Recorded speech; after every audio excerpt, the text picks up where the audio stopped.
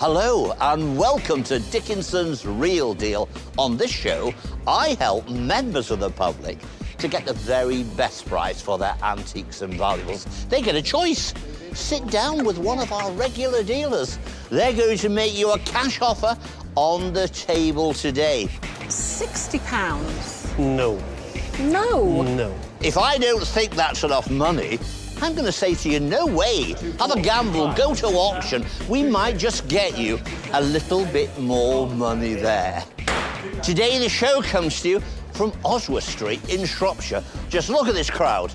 They've been here since early this morning. They're eager to do business. They want to sit down with our dealers. They want to walk away with the real deal.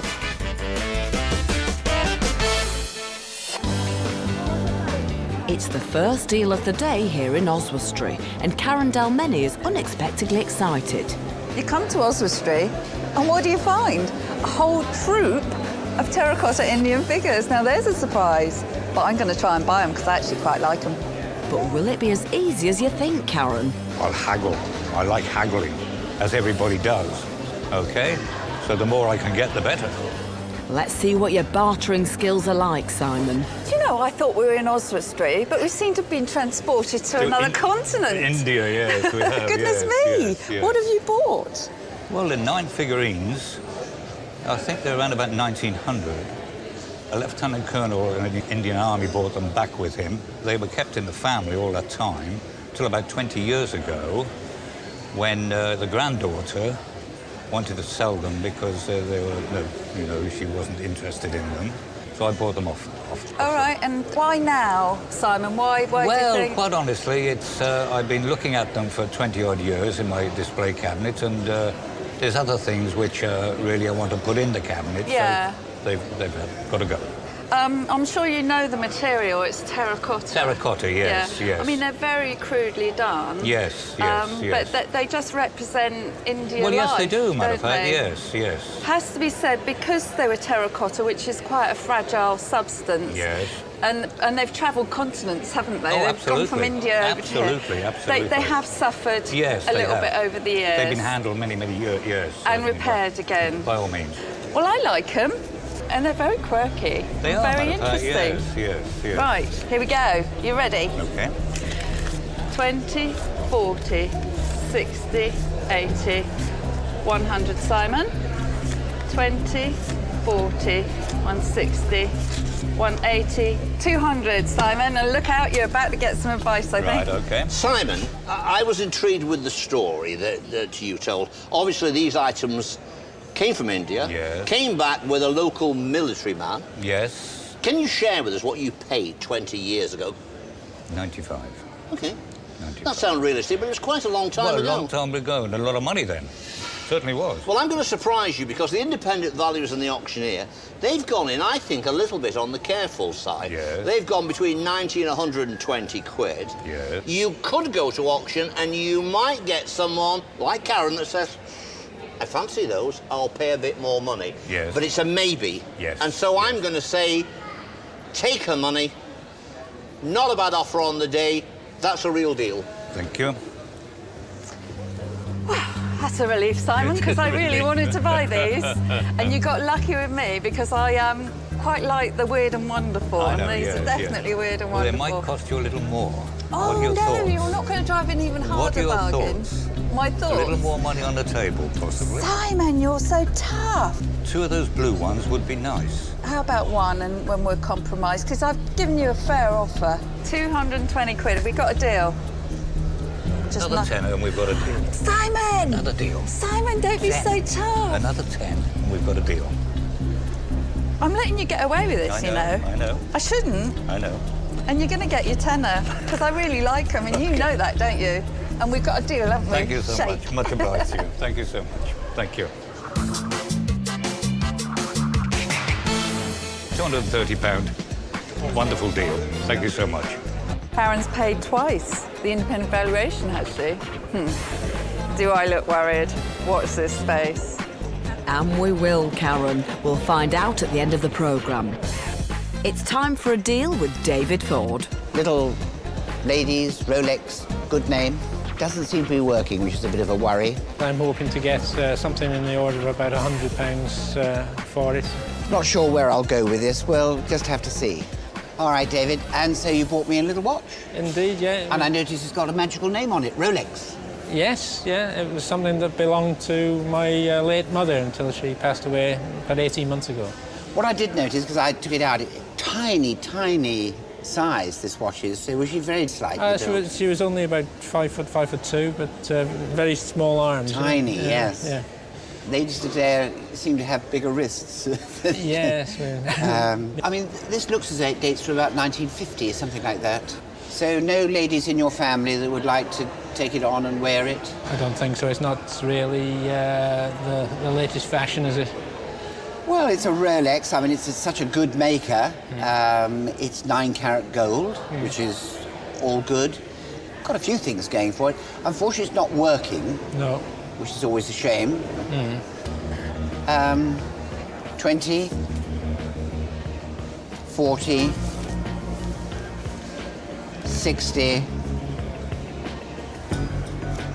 70 pounds. How do you feel about that? Oh, here's David. He's gonna ruin my day. Well, I suppose from your point of view, David, £70 doesn't seem a lot for your mother's watch. No. There must be a lot of sentimental value there. Well, there is, yeah. It may be worth a gamble more than 70, but it may not get up there in the sale room because it's not working. OK. So I'm going to say a safe bet is £70 in your pocket, go away today. If you're a gambler, you might wind up with another 20 quid after the deduction of commission, but you might not. Well, what do you think of all that, David? Was that helpful? It was helpful, yeah. I mean, Did it help you make a decision? I tried to persuade you to perhaps put another 10 on the table, but... You got a nice smile, you know, that usually weakens me when people are agreeable. Yeah, I'll do that because you seem like a nice man. £80. I think that's a good bid. I think Gives me a chance, I hope. Yeah, I think I'd accept that. David, great. Thank you very much indeed. Thank you. It seemed a reasonable and fair offer, and the gentleman seems a fair and honest man, so I'm happy to go with what he'd offered. Probably have to change the bracelet because it's far too small for most people today. Maybe I can sell it to somebody for a profit. I hope so. Oh, David, you must know a petite female to sell it on to. Next up, Jackie's hoping to sail away with the proceeds of this deal with David Tupman. I've brought in a pair of salt and pepper shakers, 2 little boats, and I hope he's going to be very nice and generous towards me. We'll soon see, Jackie. What have you brought in for us today? I brought in these little silver-plated salt and pepper set that I inherited from my mum. They've just been in the cabinet for as long as I can ever remember. Right. And why have you decided to sell them? Because they've been in my cabinet ever since, and it's a shame that somebody else doesn't really reap the benefit of having the pleasure from them. OK, let's have a look and see what we've got. We've got 2 little ships, and then they're in the form of junks, in fact, aren't they? They're sort of oriental boats, anyway, rather than English boats. And if we look underneath, they're not actually silver-plated, they're actually silver. Right. They're not silver-plated, and they're marked Sterling, Japan. So they're made in Japan. I would have thought probably pre-war. Would that fit in with when your mother would have bought them, do you think? I would have thought so, yes. Yeah, so it's possibly 1930s. And they're in the form of salt and peppers. And if we look at them both, the salt has 3 holes there and the pepper has 5 holes. And you put the salt in by pulling the rudder back, and you put the salt in through there. Yes. It's great fun. So I'm trying to think how much money I'm going to put on the table. I'm going to put down 20, 40, £60 down. I would like a little bit more, please.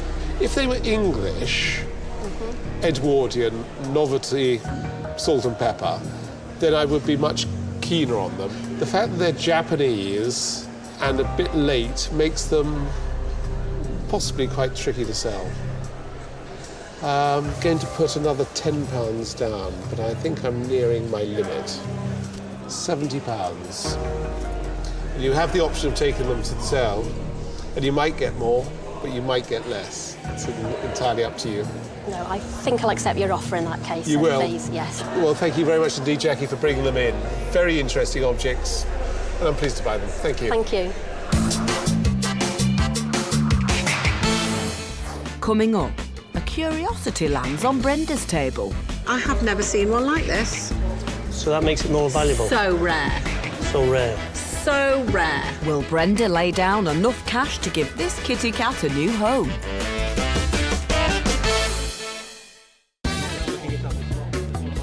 Welcome back to Dickinson's Real Deal from Oswestry in Shropshire. A rather curious item has spooked Brenda Haller. I find the eyes a bit scary. I don't know if I want it. Not sure if we blame you, Brenda, but perhaps Chris can convince you that this really is the cat's whiskers. Why? Well, it's something we've had. It's really on the wife's side of the family. We've had it for 30-odd years. We know it's possibly 70 or 80 years old. Right. And it's lived in the cupboard since we've had it. Oh. So it's not been on display because it's no. a lamp holder. Yeah, Yeah? with a bit of damage. With a bit of damage, which could be restored very easily. So what would that cost to restore? That would, to restore and put a lamp holder in, electrify it, if that's what you're going to do, because it would have been an oil lamp. Okay. You were talking another £100, really, to get the restoration and the fittings and everything done. I've looked at the base, and the base has a registration mark on for a Victorian registration mark. All right. I am up on my chinas and porcelain, so I usually know. I have never seen one like this. So that makes it more valuable. So rare. So rare. So rare. So what age do you think it is? 1880, 1890. All right. It's going up and up. Right, I'm going to Go on put some then. money on the table. I'm in the dark. Well, I've got an idea. I'm in the dark. Did you understand that? Yeah, Lamp, yeah, dark. Got it? Clever. Go on then. 20, 40, £60. No. No. No. I think it's worth double that. Do you? But you don't know what make it is. I know it's old. Because I just told you. Yeah. You should have kept that quiet, shouldn't you? I should have kept quiet. Do you know, I think it's so rare, this one, that you should go to auction. No kidding. I think you should go to auction with this because I think it's really rare. So £60 on the table. That's going to be your final offer. My final offer. Well, I think we'll have to take it to auction, then, Brenda. I think that's the best thing you could do. Okay. And you'll find out all about it, Yep. and then you'll ring me and tell me what it is. Yep. And then if you find me another one, don't ring me. Thank you very much. Good luck. Thank you.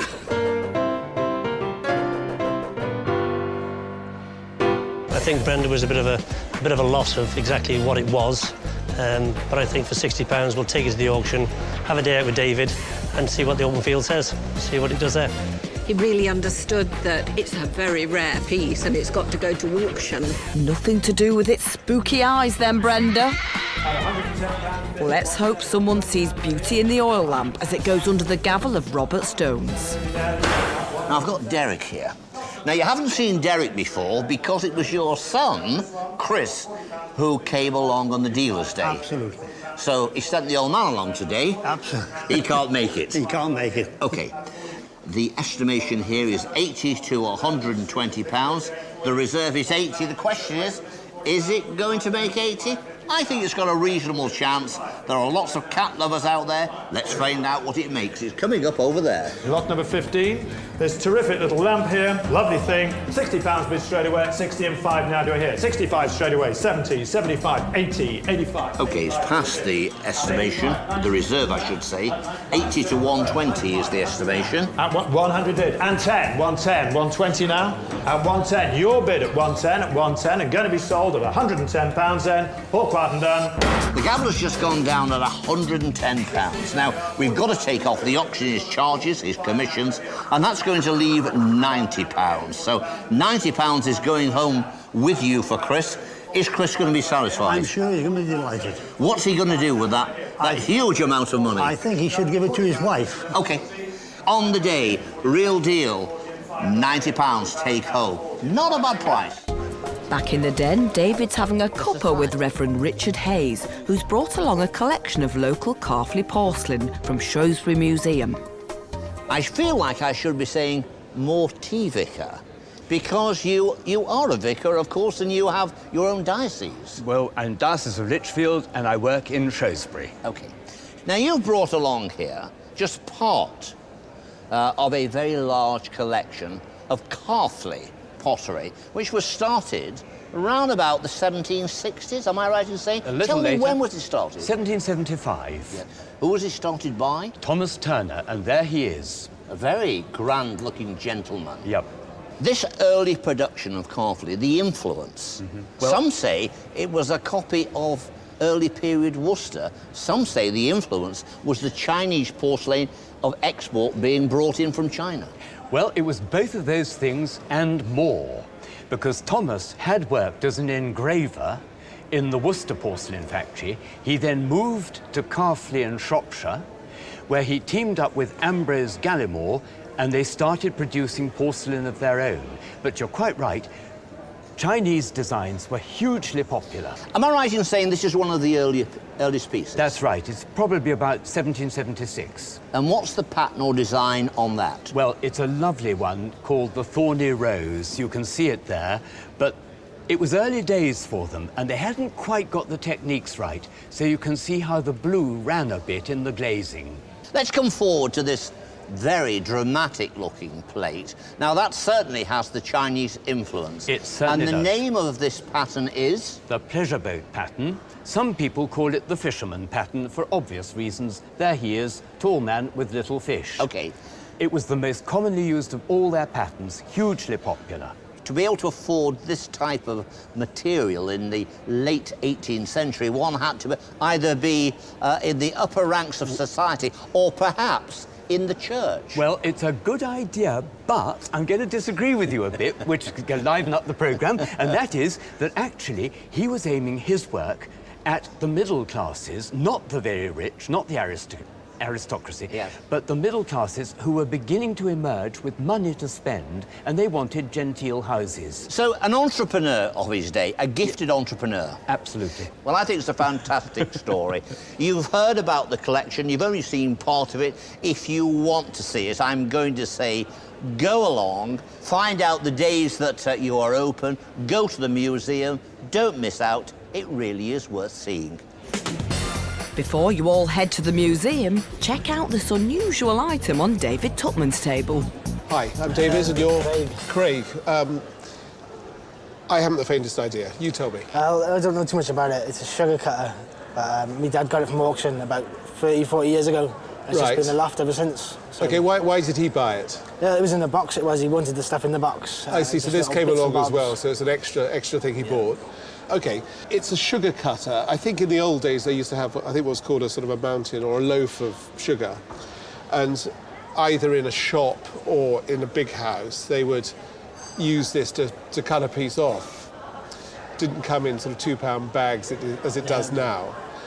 I think it's, by the look of the metalwork, I think it's mid-19th century, maybe about 1850, maybe slightly earlier, although the wooden base doesn't look quite as early. And a really interesting object. I'm going to have a stab, and I'm going to put £50. That's not enough. Not enough? No. Have you got some idea of how much you want for it? They've got a figure, but that's not it. It's not enough. No, it's £70. No, it's not quite enough. I think we're going to have to ask David what he thinks. Craig, is that less or more than your expectation was on the table? It's a lot less than I was expecting. Well, I'll tell you what they say, the independent valuers in the auction. They say 70 to 90. The auctioneer is 120. Should you get 120, you would have about 20 quid to take off, and that would leave you with 100. But in my opinion, you are gambling by going to the auction. I'm going to say 70 quid, not the best bid, but it probably is a good bid. So what do you think? I think you could do a little bit better. I'll put £10 more down, but that really is £80 is my final offer for that. Is that the final? Absolutely final. I like the object, but I don't really want to put more than £80 of my own money into it. Yeah, you got a deal. You sure? Yeah, don't want to force you? That's fine. Great. Cheers, Well, thank you very much indeed for bringing it in, Craig. Thank you. It's brilliant. Coming up, Karen's feeling picked on. If we say nicely to Karen, and we do that, just a little bit of squeezing, we might get another 20 quid. And not just the Duke, the seller's sticking the boot in as well. Oh, so where am I to squeeze you? Or can I kick you?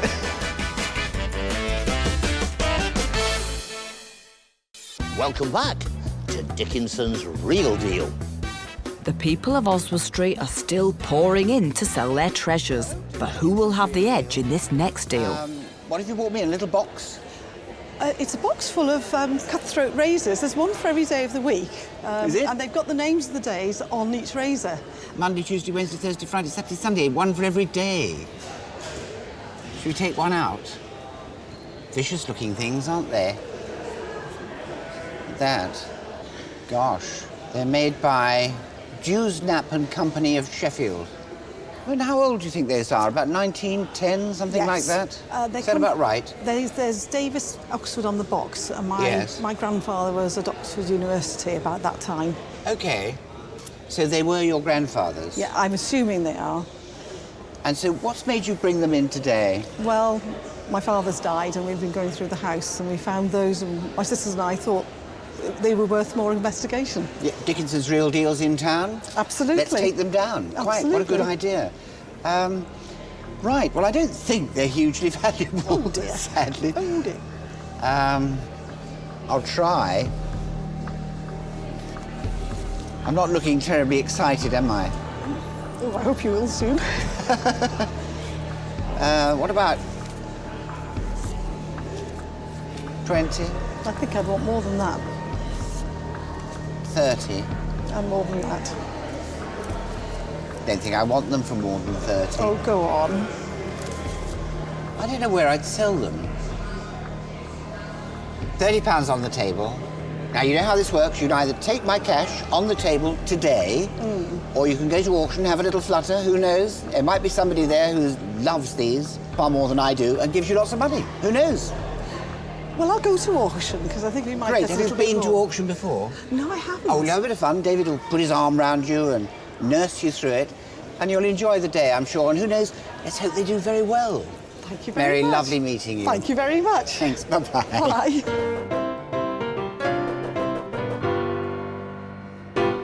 Well, I made a token bid of £30. I mean, I think she's wise to go to auction because they could do better. But what does auctioneer Robert Stones think? I'm never fond of these. I'm always terrified people are going to chop their fingers off in the sale room, so we'll be keeping a close eye on those when they come up for sale. We'll see what happens. A nice box, but oh dear me, very dangerous. Best get over to the sale room quickly. Hopefully someone there will rate them more than David and Robert. The reserve is £30. You've turned down £30, but you turned down £30 cash with no deductions. So it's coming up now. Is it going to be a close shave, or are we going to get it away? Well, we're about to find out. It's coming up now. I think it's a great lot. The cutthroats, a lovely lot here, great quality. £30 on bid straight away for this at £30, 35 is an hour. At £30, I have at £30. I think it's no money. 5.40 is an hour. 35, 40, 50 bid, multiple bidding, 55, 60 now. There's hands everywhere. They're mainly men that are in the audience, but it's great. 65, 70. Pounds, 75, 75, 80 now, 80 on a bid, 80 bid, 85 now, 85, 90, 90 now, 90 bid, £90, bids there at £90, at £90 and will be sold at £90 only then, last chance at £90 on the internet at 90. OK, internet buys it at £90. I see it's brought a smile to the face. I know. OK, it brought £90 under the gavel. Take home £74. And we are smiling. Back in the den, Karen's with a real deal favourite. A sovereign on the show. Now there's a surprise. Well, you should know exactly what it's worth then, Karen. But will it be enough for Chris? OK, right, obviously it's a sovereign, but what I'd like to know is how it came to be in your possession. My father gave it me. Yes, for my 21st, I think it was. So Yeah. I've had it 50 years. That yes. must be a bit of a wrench to sell. Not really. I haven't worn it for the last 40 years, I'm Yeah. sure. And my daughter wouldn't wear it, so why keep it? No. It's just in a drawer. Right, we've got a full sovereign, I can see. Yes. So we've got 22 carat gold in the sovereign. Yes. And then we've got 9 carat, which I didn't realise it was only 9. Yeah, that's pretty normal. It's nothing unusual. 9 carat is a lot tougher and a lot more durable because gold can be quite soft. So that makes the casing much stronger, and in a way, it's protecting the sovereign. Yes. But obviously, the difference between 9 carat and 22 carat is enormous. Have you been following markets, have you, Chris? Yes. Yeah, I thought you might have done. So we know pretty much where we're going here, don't we? All right, so shall I crack on and start getting the dosh out for you? Right, 20, 40, 60, 80, £100, Chris, 120, 140, 160, and I'm grinding to a halt at 180. No. I know it's actually worth more, Yes, obviously. yes. But that worth more bit is my profit. You're not going to accept 180? No. I will fill it up, Chris, 200, but you're still not overly impressed. Just before you say anything, Chris. Yes. That sovereign today, as we speak, that's £235. And the small amount of 9 carat is again about 30 quid's worth. If we say nicely to Karen, and we do that, just a little bit of squeezing, we might get another 20 quid. But I think Karen is a buyer for this, so get stuck into her and see if you can get that extra 20 quid. Thank you, David. Oh, so where am I to squeeze you? Or can I kick you? You can see there's not an awful lot left. What would you agree on, Chris? Well, I want over 200. You know what I'm going to do, don't you? That's £205. No, sorry. OK, look. This is the very last time I'm going to put any money down. No messing now. 220. Yeah, 220. You are getting a very good deal. There's about 30 quid left if I'm lucky. Just looking at my son behind me. Is he nodding, saying, take the money, Mum? Yes, he is. So we got a deal? Yes. Great, we got a deal. Thanks very much. I wasn't as strong as I thought I'd be because I was going to go for 250. We reached a compromise in the end, but I'm going to have to hot-foot it, make sure that gold price doesn't go down. Well, get your skates on, Karen. After the break, David's shooting from the hip. I think it's quirky enough to attract a lot of attention and competition in the sale room. And if you said to me it's made 600 quid, it wouldn't surprise me. But will Brenda hit the target with a great offer? Welcome back to Dickinson's Real Deal. As a busy day in Oswestry draws to a close, we have time for something that isn't quite what it appears to be. It's certainly got Brenda excited.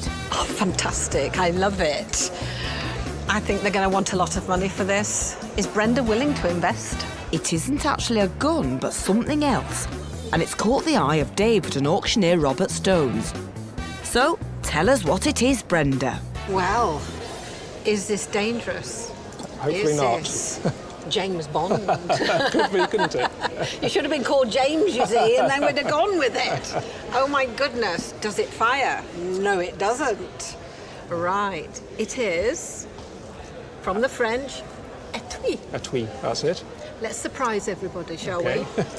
OK. So, you can see I'm used to handling guns. In here, we have, this is fabulous. And we have a pair of scissors, a thimble, the cotton reel, Yeah. a little dressmaker's tool. We have a mirror in there. And if we close it too, we have the pencil. The pencil. Okay. And finally, we have a little perfume bottle. Amazing. It's great, isn't it? Absolutely amazing. Are we thinking from about 1900? Yes, totally. Yes. Tell me about it. Where did you get it from? Well, it's actually been in the family probably all its life. It was probably belonged to my great-grandmother. Yeah. And my parents are downsizing. Yeah. So it's one of the things that has appeared out of one of the boxes from their attic. Robert, when I saw this coming through the door, I thought, what kind of an object is it? Is it a real weapon? Is it something that's been decommissioned? But on close inspection, it is a lady's etui. Have you ever seen such a thing as this? I haven't seen anything like this before, and it is very peculiar, isn't it? Because it's a very masculine-looking thing, but you open it up and it's a tweed. And I think it's most interesting. It's got all these pieces inside it, and they're all there. That's very, very important. Very important. And I think that really has got to go under the hammer, because I think we'll have a lot of fun with it. OK. Now, the independent valuers, they have started at 250 to 300. You've gone more than that. Tell us why. Yeah, 350, 400, because it's rare and it's complete. There's nothing more to say. I think there'll be a lot of competition for it. But what does Brenda think? Let's see what she puts on the table. Let's see. 50? Is that good? It's a start. I know. 100. 150. I think it's worth quite a bit more than that, to be honest with you. 200. Poker face. I'm also looking at our seller's face, and I'm thinking to myself, what is he thinking?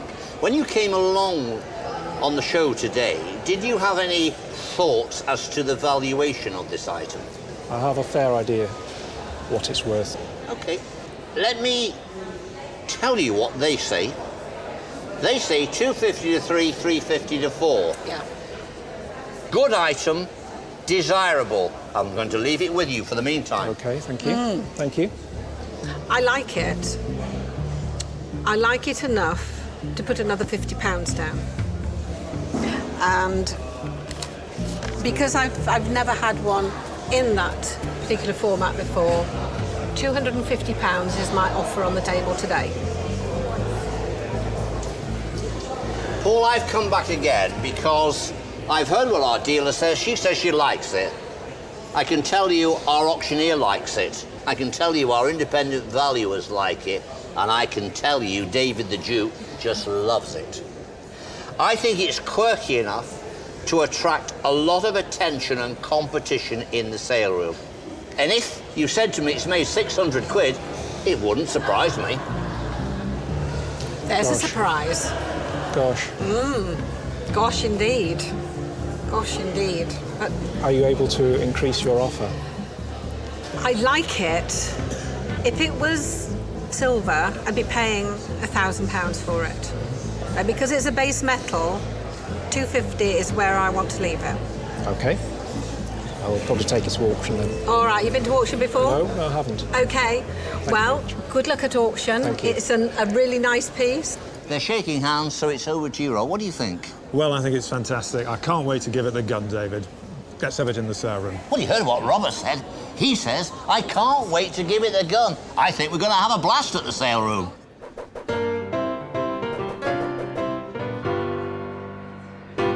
I'm so fed up I didn't get it. Pay more, Brenda. Slap yourself harder, Brenda. Don't let things you want go to auction. Where now? At 40 the bids here. At £40 only at 40. At 5 anywhere. At £40 only at 14. Earlier, we saw Brenda offer £250 for the pistol etui, but it wasn't enough for Paul. 250 is where I want to leave it. I will probably take it to auction then. Let's hope someone in the sale room is gunning for this piece. Do you think you've done the right thing by turning down £250, no deductions, and gambling and coming to the sale room? Well, we hope so. We've got to see how it goes. And if we end up taking it home today, that's fine, that's not a problem. Okay. The estimation is 350 to 400, and the reserve is £300. There's a full room here in the sale room. We're hoping it's going to sell, but you never know. Let's see what happens. It's coming up now. This is it. Lot number 63 is this most unusual gun, which is also an etui, so I've never seen one before, so here's your chance. What's it worth to you? I've got £250 bid straight away. Straight in at 250. Now, 260, 260, 270, 280. 280 is the now, 280, 290, 300. 300 is the now, 300, 310, 320, 320, 330, 340 now, 340 is there, 340 your bid at 340, 360 anywhere else. It's at £340. You turned down 250, it's at 340. It was worth the gamble. 340 last chance, 340. OK, £340. Take away the commission, you're left with £278. Are you satisfied or are you disappointed? I'm happy with that. It's found its level. Yeah. Well, and we did better here than on the dealer's day. Absolutely. We're happy and satisfied. The etui, 340 quid. Taking home, £278. That stitched it up, didn't it? It certainly did, David. What a great result for Paul. But how did our dealers get on today? How are you doing? Brenda's been naughty. She didn't buy anything. I find the eyes a bit scary. I don't know if I want it. Don't be such a scaredy cat next time. Luckily, our other dealers were a bit braver. But David Ford was a tad worried. Probably have to change the bracelet because it's far too small for most people today. Maybe I can sell it to somebody for a profit. I hope so. He quickly found a female client to whom he could sell that gold Rolex watch. David Tutman was puzzled by the sugar cutter. I haven't the faintest idea. You tell me. But he still bought it. Unfortunately, his gamble didn't pay off. It remains unsold. He bought the salt and pepper set too. I might get a small profit on them, who knows? And he was able to sell it on for £100. Great, we got a deal. Finally, we have Karen. I'm going to have to hot foot it, make sure that gold price doesn't go down. She legged it to a local fair and sold the gold sovereign brooch for £250. And it gets better still. She paid twice the estimates for those Indian terracotta figures. Do I look worried? Watch this space. We should never doubt you, Karen. A client bought them for £260. So, who's looking pleased with themselves then? It's been a great day here in the sale room. Plenty of atmosphere, lots of people here, lots of buying, lots of bidding. That's what I like to see. Don't forget to join me, David Dickinson, next time for Dickinson's Real Deal. TTFN, ta-ta for now.